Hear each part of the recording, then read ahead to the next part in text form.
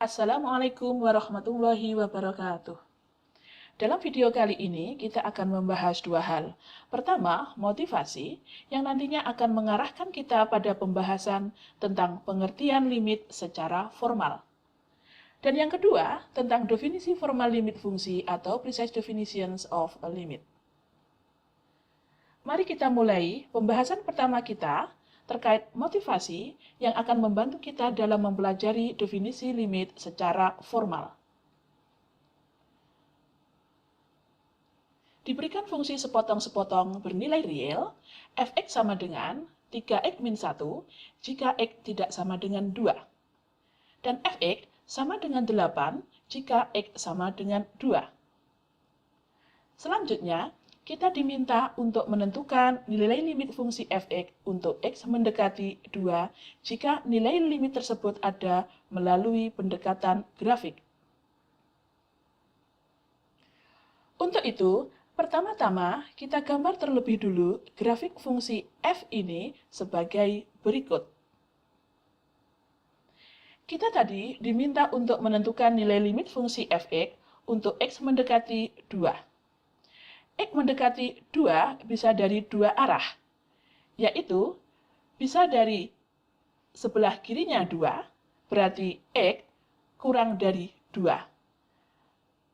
X mendekati 2 juga bisa dari sebelah kanannya 2. Apabila X mendekati 2 dari sebelah kanan, berarti X lebih besar dari 2.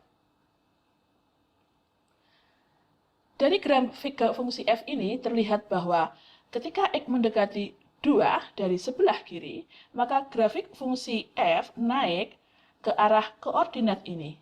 Hal ini dikarenakan nilai fungsi f(x) pada sumbu y naik menuju 5. Dengan demikian, diperoleh bahwa limit f(x) ketika x mendekati 2 dari arah kiri sama dengan 5. Kemudian, kita lihat juga bahwa ketika x mendekati 2 dari sebelah kanan, maka grafik fungsi f turun ke arah koordinat ini. Hal ini dikarenakan nilai fungsi f(x) pada sumbu y turun menuju 5. Jadi, limit f(x) ketika x mendekati 2 dari sebelah kanan sama dengan 5. Karena nilai limit f(x) untuk x mendekati 2 dari kiri sama dengan limit f(x) untuk x mendekati 2 dari kanan, yaitu sama dengan 5, maka diperoleh bahwa limit f(x) untuk x mendekati 2 sama dengan 5. Pernyataan ini artinya apa? Sudah dijelaskan pada materi atau video sebelumnya bahwa ini artinya jika x mendekati 2, maka f(x) mendekati 5. Atau f(x) mendekati 5 terjadi jika x mendekati 2. Atau jika x cukup dekat dengan 2, maka f(x) cukup dekat dengan 5. Atau f(x) cukup dekat dengan 5 terjadi jika x cukup dekat dengan 2. Dari keempat pernyataan yang sama atau ekuivalen ini, maka kita pilih salah satu untuk pembahasan kita selanjutnya. Kita gunakan misalnya yang keempat ini saja.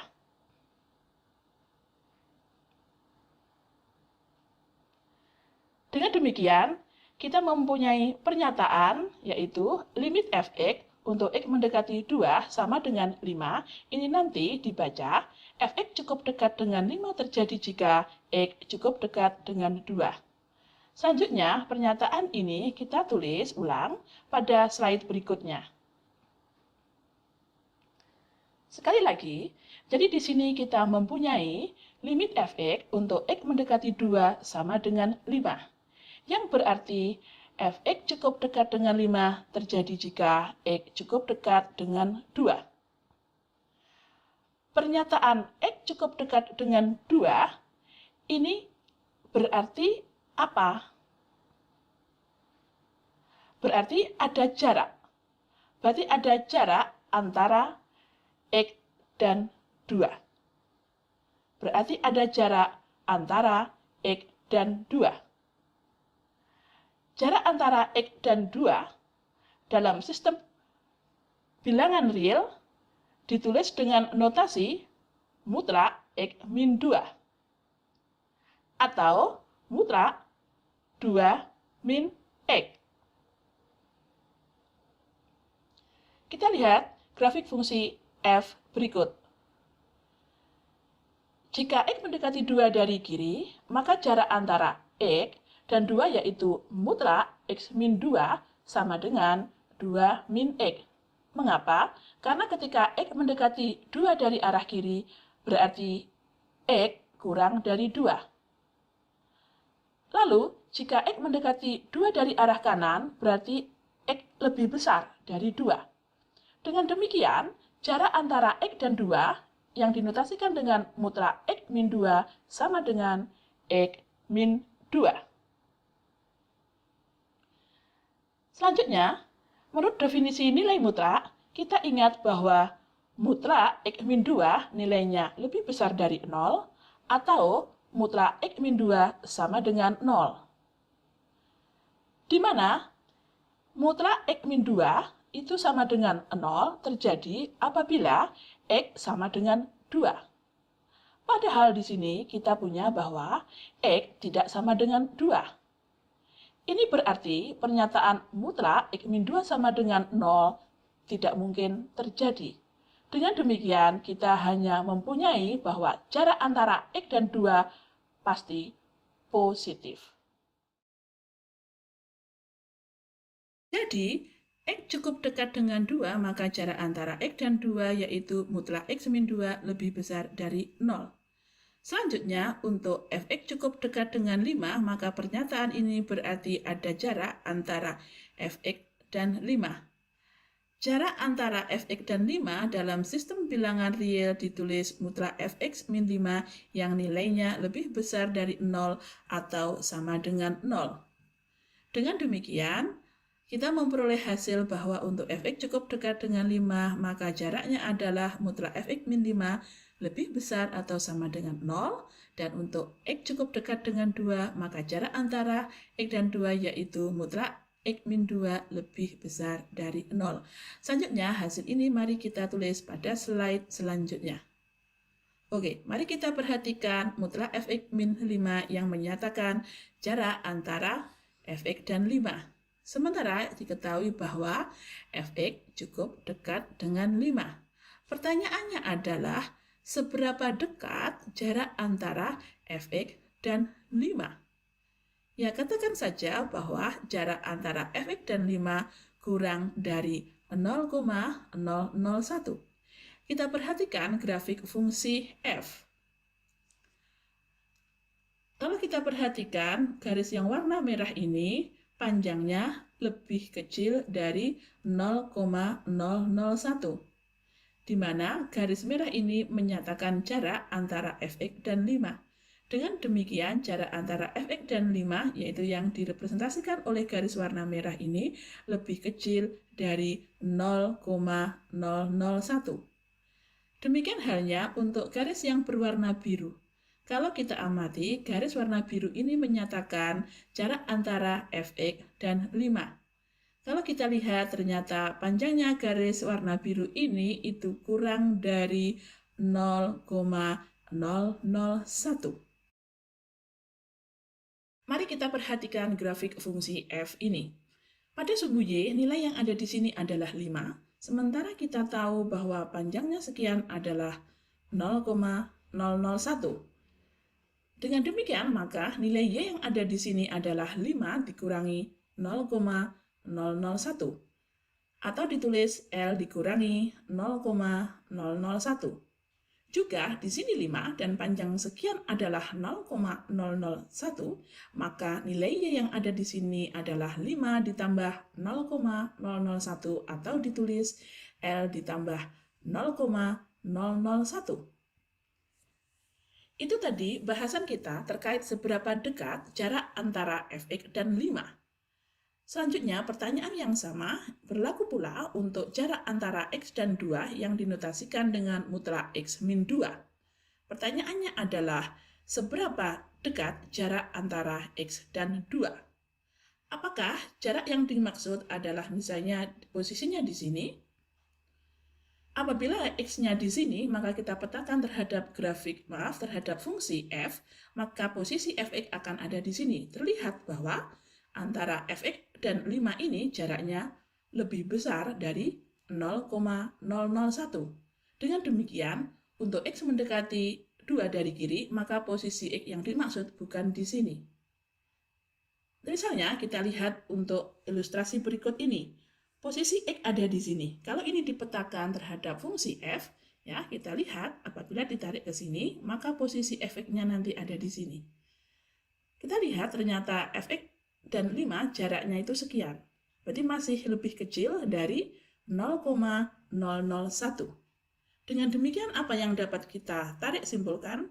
Bahwa dalam menentukan jarak antara x dan 2, ternyata kita harus mempertimbangkan bahwa jarak antara fx dengan 5 yang kurang dari 0,001 itu harus tetap dipertahankan. Demikian pula untuk x yang cukup dekat dengan 2 dari sebelah kanan, ya, maka misalnya x-nya di sini, kemudian kita petakan terhadap fungsi f, maka f-nya nanti berada di posisi ini. Maka jarak antara fx dengan 5 itu masih lebih kecil dari 0,001. Dengan demikian, kita harus menentukan jarak antara x dan 2 sedemikian sehingga jarak antara fx dan 5 yang kurang dari 0,001 itu tetap dipertahankan. Jadi, pertanyaan yang lebih tepat yaitu, seberapa dekat jarak antara x dan 2 agar mutlak fx min 5 kurang dari 0,001? Misalkan saja jarak antara x dan 2 yang dinotasikan dengan mutlak x min 2 tersebut kurang dari suatu bilangan positif. Nah, bilangan di sini kita belum tahu dan bilangan tersebut nanti harus ditentukan agar pertidaksamaan mutlak fx min 5 itu tetap kurang dari 0,001. Oleh karena itu, bilangan tersebut kita notasikan saja misalnya dengan delta. Jadi delta panjangnya sekian. Demikian halnya yang ada di sini. Nah, sekarang kita di sini punya 2 dan kita tahu bahwa panjangnya sekian adalah delta. Maka berapa nilai x di titik yang ini? Ya, 2 min delta. Lagi, kita punya 2 ya di sini, kemudian panjangnya sekian adalah delta, maka nilai x yang ada di titik ini adalah ya 2 plus delta. Mari kita sekarang kembali kepada pertidaksamaan ini. Pertidaksamaan ini menunjukkan bahwa jarak antara x dan 2 kurang dari delta. Pertanyaannya adalah, delta ini nilainya berapa? Bagaimana cara menentukan nilai delta ini? Nah, untuk memilih bilangan delta ini, kita butuh semacam kertas buram untuk membuat coret-coretan di sini ya. Nah, karena di slide yang ini tidak cukup ruang, maka rumus fungsi fx saya pindahkan di pojok sini. Kemudian bagian ini kita geser ke atas sini. Nah, akhirnya di sini kita mempunyai cukup ruang ya.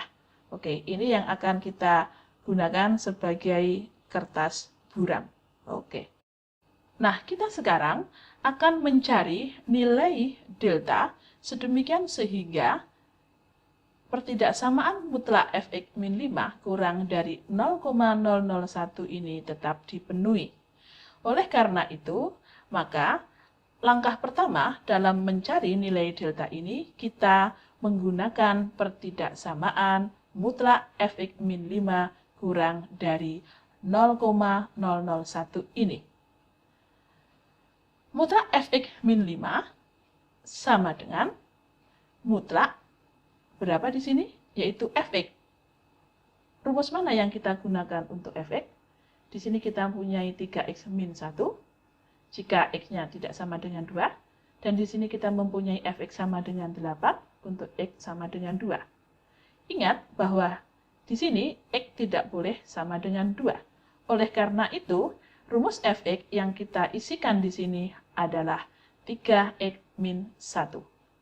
Selanjutnya, 3x min 1 dikurangi 5, sehingga diperoleh hasil mutlak 3x min 6, dan menurut sifat nilai mutlak, ini sama dengan mutlak 3x kali mutlak x min 2.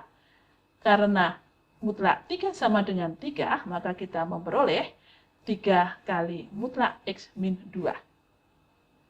Ingat bahwa mutlak fx min 5 itu kurang dari 0,001.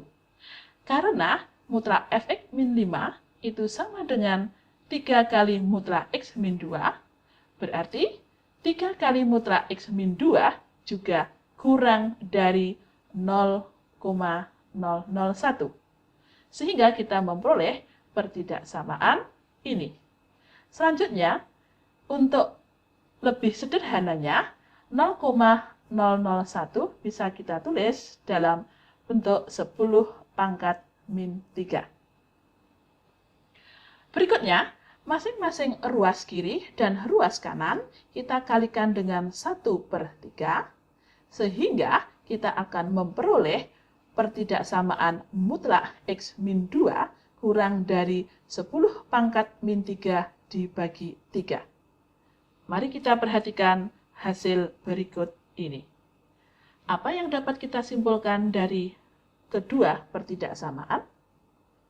Ya, kita bisa mengambil atau memilih bilangan 10 pangkat min 3 dibagi 3 ini sebagai delta. Dengan demikian, delta sudah ketemu, yaitu delta sama dengan 10 pangkat min 3/3. Jadi, delta sama dengan 10 pangkat min 3 dibagi 3 ini diperoleh dari semacam coretan di kertas buram. Lalu, proses penyelesaian utama yang ditampilkan pada lembar jawaban itu seperti apa? Mari kita simak berikut ini. Ruang ini sekarang beralih fungsi sebagai lembar jawaban penyelesaian. Tadi, pertama-tama, kita diberikan bilangan positif 0,001 atau ditulis dengan 10 pangkat min 3. Oleh karena itu, kalimat pertama pada lembar penyelesaian ini berbunyi diberikan bilangan positif 10 pangkat min 3. Dengan diberikan bilangan positif 10 pangkat min 3 ini, kita tadi dapat menentukan nilai delta yang sama dengan 10 pangkat min 3 dibagi 3. Sehingga sekarang bunyi kalimatnya adalah diberikan bilangan positif 10 pangkat min 3, terdapatlah bilangan positif delta, yaitu 10 pangkat min 3 dibagi 3, sehingga untuk setiap x yang memenuhi pertidaksamaan bahwa jarak antara x dan 2 itu lebih besar dari 0, tetapi kurang dari delta, maka berlaku bahwa jarak antara fx dan 5 adalah, ini yang akan kita hitung. Mutlak fx min 5, berarti sama dengan mutlak 3x min 1 min 5. Ini sama dengan mutlak 3x min 6. Dan menurut sifat nilai mutlak, maka ini sama dengan 3 kali x min 2.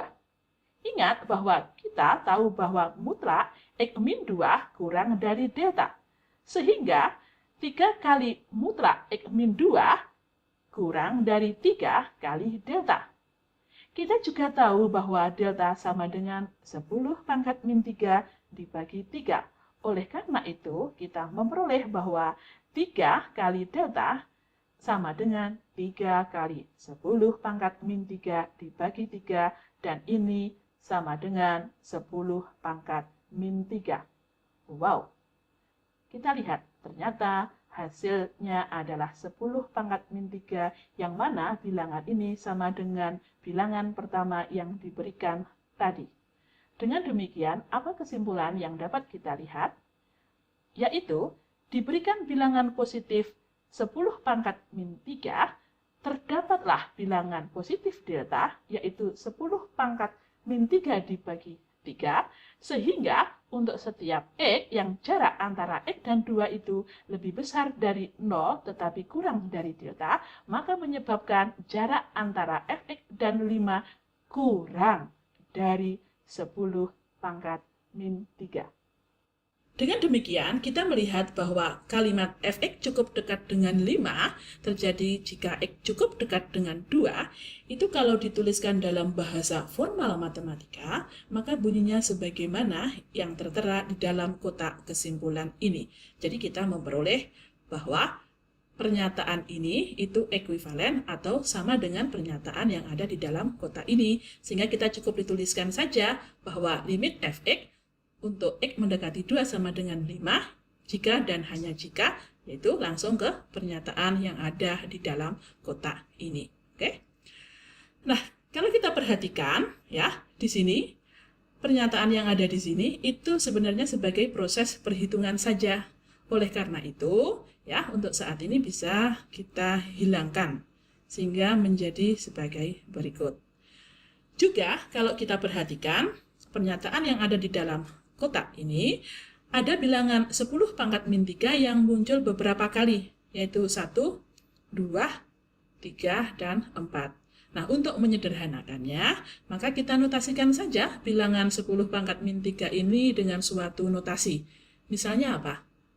Epsilon. Ya, ini epsilon. Ini dibaca epsilon, ya. Jadi bilangan 10 pangkat min 3 itu kita notasikan dengan epsilon. Sehingga di sini nanti akan berubah menjadi epsilon, epsilon, epsilon, epsilon. Oke. Selanjutnya, kita tertarik dengan ini. Delta sama dengan epsilon per 3. Ini sebenarnya mengatakan apa? Memberikan informasi kepada kita itu apa? Ini menunjukkan bahwa delta itu nilainya bergantung pada epsilon. Nah, selanjutnya dalam penulisan kita cukup tuliskan saja bahwa delta lebih besar dari 0 sebagai berikut. Nah, juga kalau kita perhatikan bagian bawah ini kan hanya proses perhitungan saja ya. Oleh karena itu untuk sementara kita bisa menghilangkan juga. Nah, dan ini kita pindah ke arah sini. Oke. Pada materi atau video sebelumnya kita juga tahu bahwa limit Fx ketika X mendekati 2 sama dengan 5 itu bisa dinotasikan dengan limit Fx untuk X mendekati C sama dengan L. Di mana C-nya 2 dan L-nya 5. Sehingga di sini di dalam kotak ini kita mempunyai bilangan 2. Berarti di sini nanti akan berubah menjadi C dan di sini 5 nanti berubah menjadi L. Oke. Untuk menghemat ruang, ya, kita geser saja pernyataan yang di dalam kotak ini ke atas sedikit di sini, ya. Oke.